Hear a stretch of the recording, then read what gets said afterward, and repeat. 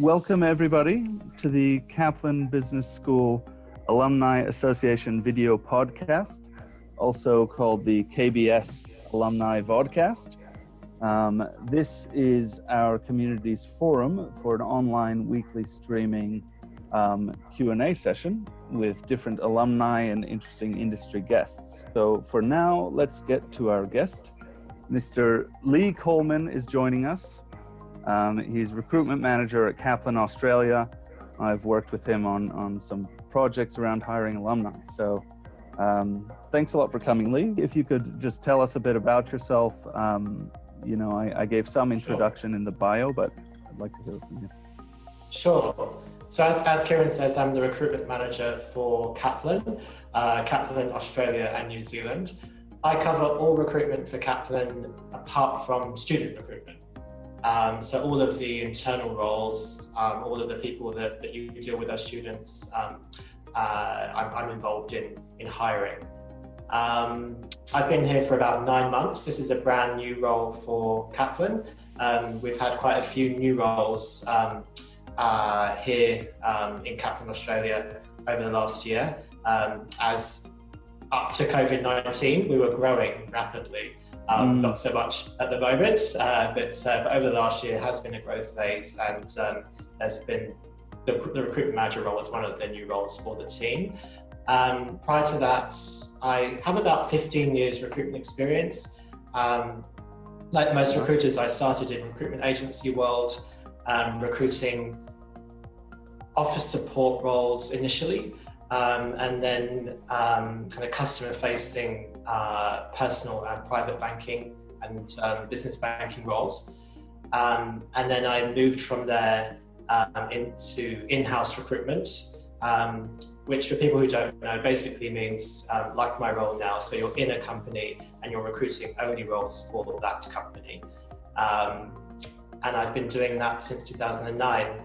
And over the last however many years, I've worked for a lot of the big organizations here in Sydney and in London. I've worked for National Australia Bank, CBA, in London, PwC and Barclays, and another couple of smaller firms too. So our roles as recruitment manager is to hire people essentially, as well as that we are involved in kind of policy writing, kind of structuring a recruitment process, deciding on kind of what style we want for our interviewers to adopt, that kind of thing. Okay, that's great. That's a lot of experience, and actually welcome to everybody who's coming. Actually, that leads really well into one of the polls we were going to do tonight. Let me just see if I can get this out here. How much of an understanding we have of recruitment. So we've just launched a poll. It's a small audience, but KBS Alumni Association wants to know, do you feel like you have a good understanding of how a recruiter actually works? Lee, I would hope that's a yes. Hope so too. Yeah. I'm going to go ahead and close off the poll. So it seems like from the crowd here, most people have an understanding of the basics of recruitment, and which is good. That's an important part to actually getting a job or getting employees. I was very interested when you agreed to come on to learn about how has your role been directly affected by social isolation? It's as we all are, been a case of adapting to our new normal, hopefully a normal that won't last for too long, working from home, and the small amount of interviews that we've been doing since the lockdown have all been video interviews. Like all education providers in Australia, unfortunately, we have had to let a small amount of staff go over the last few weeks. So my role has pivoted into providing them with support for their job search. So helping them kind of come to terms with their new situation, and helping them kind of get ready and be strong for their now job search. That's a really difficult job, I can imagine, but it's good that you're preparing them. Yeah, it's a difficult time for people, obviously, who've been made redundant, especially in these times. So it's working with people who are in a difficult place, but giving them all the help that we can to help them on their way. Well, that's fantastic that we do provide that.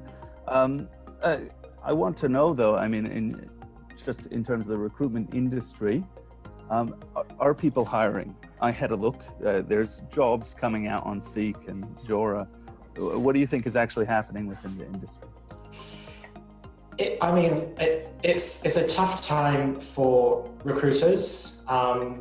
There isn't a lot of recruitment going on in Australia at the moment. But like you say, there are certain areas of the workforce that are still hiring. So I've been looking to, I saw in the last day that Domino's are hiring 2,000 more staff. Because we're all now working from home, there's been a surge of people looking for tutoring and nannying for their children. Coles and Woolworths are hiring. Services Australia, who manage Centrelink and Medicare, they are hiring. Telstra, as we're all now working from home, they have a need for more staff to deliver their services. Cleaners, as one might kind of think that lots of businesses are now cleaning their properties more than they were before. So there's been a surge in the need for cleaners. And there is a note out today that ANZ are hiring, but I think that is more for client-facing banking roles. And I, to be honest, I'm not sure how many they actually have there. So relatively slim pickings compared to this time last month, but yes, there are still vacancies out there. Okay. Well, I think that's great that you know of those opportunities. I think it's also important for people then to realize that it's time to be preparing for the next steps, and we can't just let the ball drop. That's a lot of what Kaplan is trying to do with students. And so from our career services, we deal with students who do lots of job applications. I wanted to launch another poll here about applying for jobs, and it's going to be especially interesting with the group that we've got tonight. A lot of Kaplan staff there, so this is anonymous, and it is, how many different jobs have you applied to in the last 12 months? Because I think it's really all over the board, and if you go around our campuses as well, really just all over the board from personal experience. You can get those votes in. All right, I'm going to close it off. So it was anonymous, but we can see the general trends here. Looks like most people are having at least a little look around. And then some people are in active, I think like a lot of our students actually, current students and recent alumni, a lot of them are in active searching for new jobs. So what I think is really interesting here is that you've actually helped Kaplan Business School alumni get hired within Kaplan. And of course, hiring many people across the businesses, across 4 states, 5. And I wanted to know what traits or factors do you look for that actually lead that person to be chosen for a role? Sure. I think it's generally what I look for in all applications. And a well-written CV is so important. It's the first thing that recruiters will look at. And if there are any spelling mistakes, any grammatical errors, it will be rejected. So a well-written, well-structured CV is preferably no more than 2 pages. If a CV, is too long, again, that's another reason a recruiter will probably reject it. One, because they have, our junior roles, if we post it for 2 weeks, we can get nearly 400 or so applications. So it's the CVs that are succinct and well written that catch my eye. What else? A well-written cover letter goes a long way. Again, a short and succinct cover letter which explains your situation and why you feel you're a strong candidate for the role. And that really only needs to be a couple of sentences, a short paragraph, and that is it, nothing longer. Someone with who's provided clear contact details. So on your CV, I recommend that you make it clear your address, your telephone number, your email, and on your mobile, make sure you have an answering service and a professional one too. What else? So those, they're good sort of initial application things that you can take care of, like resume. What is it that gets the person to the next step, though? If they have an interview, what are the traits that you're looking for in that? When I'm thinking about KBS students and alumni specifically, people who are well connected with yourself and have provided clear information on their situation, including their visa. That is very helpful. When I'm thinking about people more broadly, our application forms have questions that go with the application form. People who answer those questions effectively are the ones who are kind of channeled into kind of a list of people who we prioritize. So if there are questions included in a job application, take time to form your answers. If you're applying to a graduate position and there are kind of a word count on each application question, make sure you use the word count. In those instances, people are looking for you to give a good amount of information and provide examples that are unique to you. Too often, people coming out of university, for example, if they're in their application form are asked kind of describe a time when you've been under pressure, people generally go to their experience of their exams or their coursework. It gets a bit samey after a while. So don't be afraid to give examples of, if you're working in a cafe and it's particularly busy and how you've had to manage that, or something along those lines. Employers are looking for kind of people who are going to stand out amongst the crowd. That's really good advice. Actually, now that we're getting into interviews, we have one more poll to share tonight. I think that's all excellent advice. So when we go into an interview, from your perspective, now, how do you feel? Because for me, it brings a whole wealth of emotions. This might not describe you, but let's choose the best one that you can get. The one that most specifically describes you.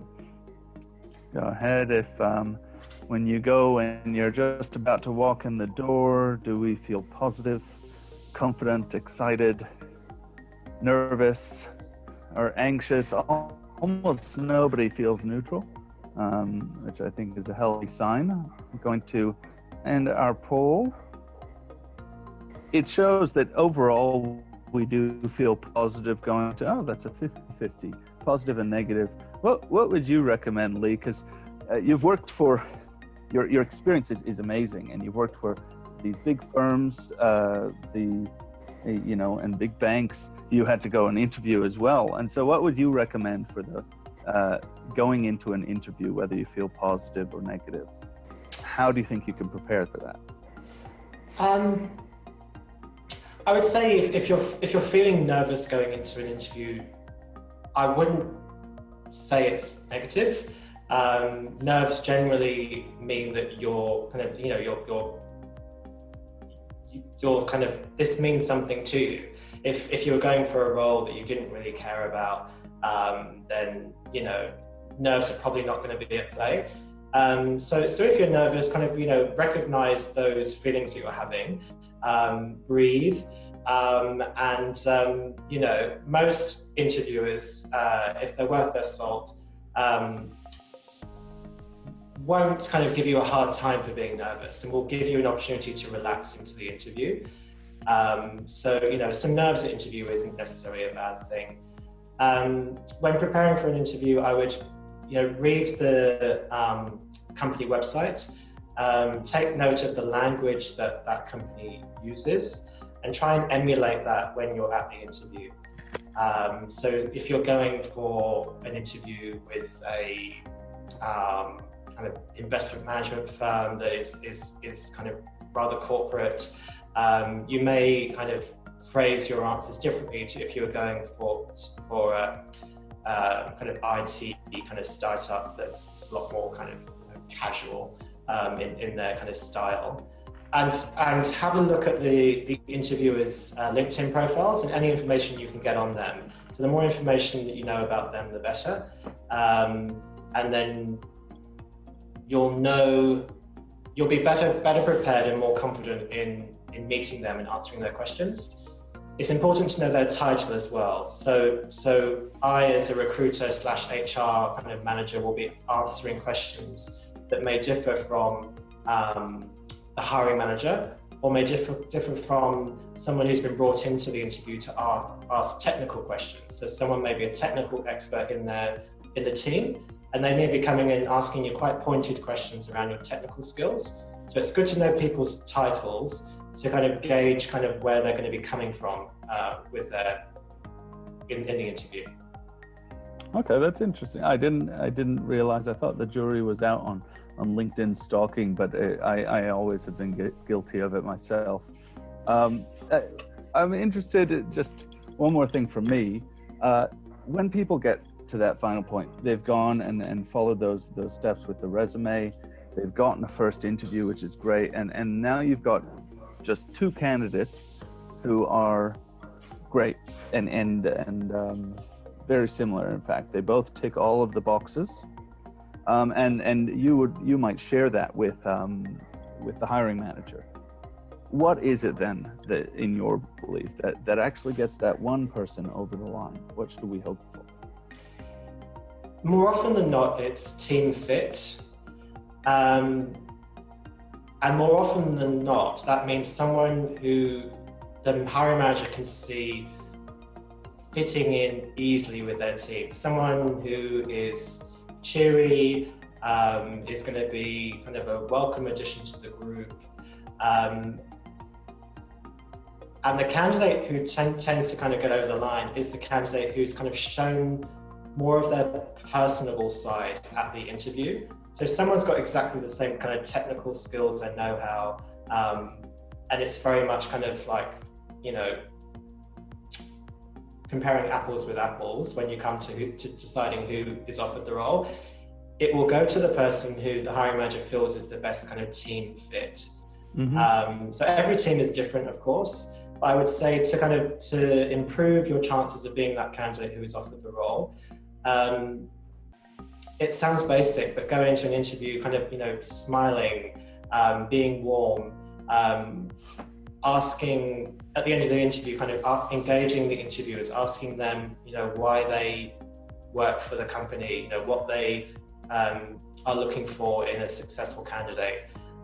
It's those people who strike up that rapport at the interview who will get the offer. Okay, great. So cultural fit and smiling, I think are big ones. It's something that so many people forget to do. Yeah. So I've interviewed so many people that are on paper excellent, and be it nerves or be it people think that isn't how they should behave at an interview, that they need to be very serious. This is a serious business and I can't be seen to be taking it lightly. It kind of backfires. So I mean, there's obviously a line. You're not going to go in there cracking jokes and things. But those people who kind of just let their shoulders down a bit at the interview, they're generally the people who impress. Okay, great. So we're going to go to some audience questions now. I like that we can change privacy settings on LinkedIn, and I think that's one of the main reason people go for premium. So let's start out. We've got a question here of, is it okay for a potential candidate to contact a recruiter on LinkedIn? Absolutely. You can apply for a role and then you can follow up with an invite to link up on LinkedIn. It's probably best to not have your contact message to the recruiter being too lengthy, because recruiters, we're all busy, and it can sometimes not work to your advantage doing that, but definitely linking in with the recruiter. And then bearing in mind that, when a role is posted online, most companies will then have that advert run for at least 2 weeks. And then once the role closes, it may be another 2 weeks before interviews happen. So it can be a month before you've applied, where a decision is made on your application. So again, it's a balancing act, but you want to show that you're interested without being too dogged with it. Okay, that's great. From the same user we have, do recruiters read the cover letter? I think you got to that earlier, as long as it's concise. What about when you're initially contacted by a prospective candidate for an advertised position? Is there anything that can suggest if they're good or not on that first contact? I think it's someone who communicates well, someone again who's friendly and open. I call people all day who've applied to jobs, and I often speak to people who, you'll say, "Hi, this is Lee from Kaplan," and you're and I think people get caught off guard and they kind of say yes and that kind of doesn't set a very good tone. So when you're applying for jobs, bear in mind that you'll be having kind of withheld numbers coming up on your phone. So just be ready and in the right mind to take a call from a recruiter. So, it can be an awkward time. And if it's an awkward time, tell the recruiter, say, "Look, I really want to talk to you, but I'm in the middle of something now. Can we arrange a time to speak?" That professionalism in that first initial contact is key. So just bear that in mind when you are applying to jobs, so that you're going to have kind of calls kind of coming left field from a recruiter, and that is your one chance to impress. So kind of be ready for that call. Okay, great. Be on your game. We've got two more here. One, if the interviewer, a recruiter has told you, you've done a good job, we're looking for somebody a bit different or maybe with more experience, but we'll keep you keep your application for future reference. What does that mean in recruiter language? I mean, are they keeping it? What should I do from there? It depends, right? Sometimes it can be a polite way to say to you that you haven't got the role, and it may mean that you're going into a talent pool. It may not, unfortunately, if I'm honest. But if you've been interviewed and you're a runner-up, then definitely, if you're told we're going to keep your details on file, then that may well mean that you then are put into a talent pool for future vacancies. We have done that ourselves with KBS Alumni candidates. So we had a candidate who applied for a role in Kaplan Professional. They didn't get the role, and we later contacted them, and they now work for the Kaplan Business School. So yes, it can often lead to a good result. It's a fantastic hire too. Another question I've gotten through the private chat, our last one for tonight. Micro-credentialing is a buzzword these days. If I am a recent graduate with a business degree, do you think it's worth investing my time and energy into getting a digital badge? If so, which ones would you recommend? A digital what, sorry? Digital badge. So a certificate, a certification in some software, a micro credential. I'm not really across that. I mean, Kieran, would you be able to answer that question? For us personally, no. It's not something that we would look for roles at Kaplan. However, if you're working if you're applying for IT roles, then I would say yes. But typically for our IT type roles, it's not required. Mm-hmm. It very much depends on the role that you're applying to. Okay. Anna has actually, Anna Mihailov has raised her hand. Do you have something to say on that? Yeah, I'm using the feature. Hi everyone. Hi Lee. Hi Grace and the other students. I'm the director for Business Finance Analytics. So in our discipline, we have business analytics qualifications, and a really relevant question for that, because there is a huge amount of short course micro-credential courses on Power BI, Tableau, blockchain, Python, R, all of that.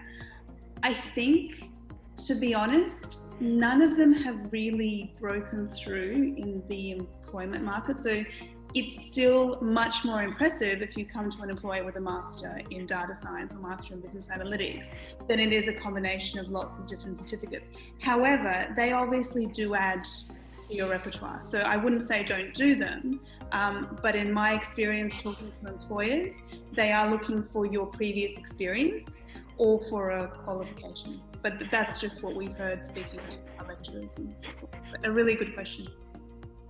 I like that. So basically it does depend on which sort of job you're going to, but that's really insightful. And from my experience, I'd say extra sort of time and effort into professional or personal development always looks great on a resume. But like the both of you guys are saying, it has to be pointed towards something. And so maybe that's a topic we can get into next time. So that's it for tonight, guys. If we haven't gotten to your question, please continue the discussion on the KBS Alumni Association LinkedIn page by the same name. You can get involved, email alumni@kbs.edu.au. And learn more on study options and scholarships.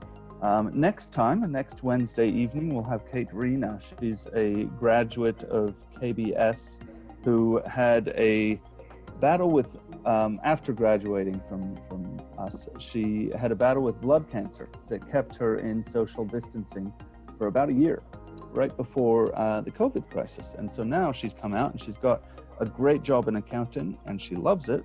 And we're going to hear sort of how she adapts and her perspectives on hygiene and her journey. Again, thanks so much, Lee, for coming tonight. It's been my pleasure. All right. Thanks, everybody. We're ending it from here.